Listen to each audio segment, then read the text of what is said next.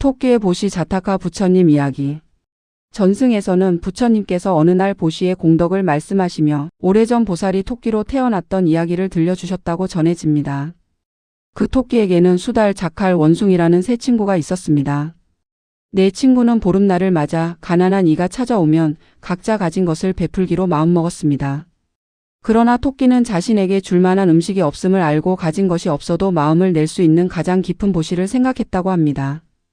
오늘의 이야기는 바라나시 근처의 조용한 숲에서 시작되었습니다. 한쪽에는 낮은 산이 있었고 한쪽에는 강물이 흐르고 있었습니다. 멀리에는 작은 마을이 있어 저녁이면 연기와 밤 냄새가 바람을 타고 숲까지 닿았습니다. 그 숲에는 네 친구가 살고 있었습니다. 강가에는 수달이 살았고 바위 틈에는 자칼이 살았습니다. 나무 위에는 원숭이가 살았고 풀숲 깊은 곳에는 한 마리 토끼가 살았습니다. 전승에서는 그 토끼가 훗날 부처님이 되실 보살이었다고 전해집니다. 토끼는 작고 힘센 동물도 아니었습니다. 날카로운 발톱도 없었고 높은 나무를 오르는 재주도 없었습니다. 그러나 친구들은 중요한 날이 오면 늘 토끼의 말을 들었습니다. 토끼의 마음이 가장 고요하고 깊었기 때문입니다. 어느 보름날이 가까워지자 토끼는 친구들에게 말했습니다. 내일은 마음을 맑게 하는 날이다. 누군가 배고픈 이가 찾아오면 각자 가진 것을 기쁘게 나누자. 수달과 자칼과 원숭이는 고개를 끄덕였습니다. 그들은 각자 무엇을 줄 수 있을지 생각하며 흩어졌습니다. 다음 날 아침 수달은 강가를 살피다가 물가에 놓인 물고기를 발견했습니다. 그는 그것을 가져와 말했습니다. 배고픈 이가 오면 이것을 드리겠다. 자칼은 길가에서 먹을 것을 찾아 헤매다가 작은 음식 꾸러미를 얻었다고 전해집니다. 그도 그것을 가져와 말했습니다. 나도 오늘 누군가에게 나누겠다. 원숭이는 숲속에서 잘 익은 과일을 따왔습니다. 그는 가지 위에서 내려와 과일을 품에 안고 말했습니다.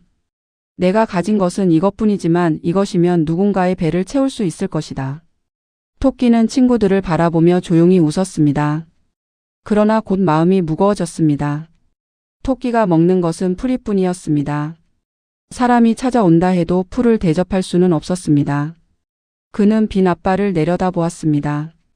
줄 수 있는 그릇도 없고 곡식도 없고 과일도 없었습니다. 순간 토끼의 마음에 작은 슬픔이 지나갔습니다. 나는 가진 것이 너무 없구나. 베풀고 싶어도 내 손에는 아무것도 없구나. 하지만 그는 그 생각에 오래 머물지 않았습니다. 가진 것이 없다는 사실이 마음까지 닫아야 한다는 뜻은 아니었습니다. 토끼는 조용히 마음먹었습니다. 내가 줄 수 있는 것이 없다면 적어도 내 마음만은 아끼지 않겠다. 그때 하늘에서 제석천이 이 네 친구의 마음을 살펴보았다고 전해집니다. 제석천은 그들의 보시가 얼마나 진실한지 알고자 가난한 수행자의 모습으로 숲에 내려왔습니다. 먼저 수달에게 다가가 말했습니다. 나는 오래 걸어 배가 고프다. 수달은 자신이 모아둔 것을 기쁘게 내놓았습니다. 다음으로 자칼에게 갔고 자칼도 가진 음식을 내놓았습니다. 원숭이에게 가자 원숭이는 잘 익은 과일을 두 손 가득 내놓았습니다. 수행자의 모습으로 온 제석천은 마지막으로 토끼에게 다가갔습니다. 토끼여, 나도 배가 고프다. 그대는 내게 무엇을 줄 수 있느냐? 토끼는 잠시 고개를 숙였습니다. 부끄러움이 아니라 진심을 살피는 침묵이었습니다. 그리고 천천히 말했습니다. 저에게는 곡식도 없고 과일도 없습니다. 제가 먹는 풀은 그대에게 음식이 되지 못합니다. 그러나 손님을 빈손으로 돌려보내고 싶지는 않습니다. 전승에서는 토끼가 자기 자신까지 내어주려는 마음을 세웠다고 전해집니다. 그 말은 스스로를 함부로 여기는 마음이 아니었습니다. 작은 몸으로도 아낌없는 마음을 낼 수 있다는 상징이었습니다. 토끼는 말했습니다. 제가 가진 것은 저 자신뿐입니다. 그러니 제 마음을 받아주십시오. 제석천은 토끼의 말을 듣고 깊이 놀랐습니다. 그는 토끼의 마음을 시험하기 위해 불을 마련했다고 전해집니다. 토끼는 망설이지 않고 그 앞에 섰습니다. 그러나 불은 뜨겁지 않았습니다. 전승에서는 제석천이 그 불을 차갑게 하여 토끼가 다치지 않게 했다고 합니다. 토끼가 불 속으로 뛰어들었지만 그의 털 하나도 상하지 않았습니다. 그 순간 제석천은 본래의 모습을 드러냈습니다. 그는 토끼 앞에 서서 말했습니다. 작은 몸으로 큰 마음을 내었구나. 그대의 보시는 오래도록 기억될 것이다.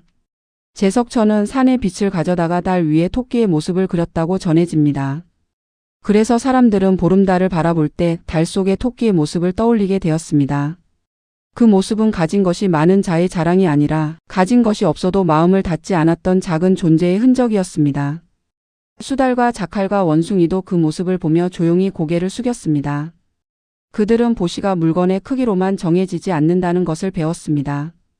때로는 작은 과일 하나가 보시가 되고 따뜻한 말 한마디가 보시가 되며 누군가를 외면하지 않는 마음 하나가 보시가 됩니다. 토끼는 그날 이후에도 여전히 풀숲에 살았습니다. 그의 집이 커진 것도 아니고 가진 음식이 많아진 것도 아니었습니다. 그러나 숲의 친구들은 그를 볼 때마다 마음이 따뜻해졌습니다. 작은 몸 안에 넓은 하늘 같은 마음이 있다는 것을 알았기 때문입니다. 토끼는 말하지 않아도 가르쳐 주었습니다. 넉넉해서 베푸는 날만 기다리면 보시는 늘 내일로 미뤄진다는 것을 말입니다. 지금 가진 것이 적어도 마음을 조금 내는 순간 이미 보시는 시작됩니다. 이 이야기를 듣는 당신도 때로는 줄 것이 없다고 느낄지 모릅니다. 돈도 넉넉하지 않고 몸도 예전 같지 않고 마음의 여유도 부족하다고 느낄 수 있습니다. 그러나 보시는 큰 것을 가진 사람만의 일이 아닙니다. 곁에 있는 사람의 말을 끝까지 들어주는 것, 지친 사람에게 따뜻한 눈길을 보내는 것, 오늘의 나를 너무 거칠게 대하지 않는 것, 그 작은 마음들도 삶을 밝히는 보시가 될 수 있습니다. 가진 것이 적은 날에도 마음까지 가난해질 필요는 없습니다. 당신 안의 작은 토끼도 오늘 누군가에게 조용한 달빛이 될 수 있습니다.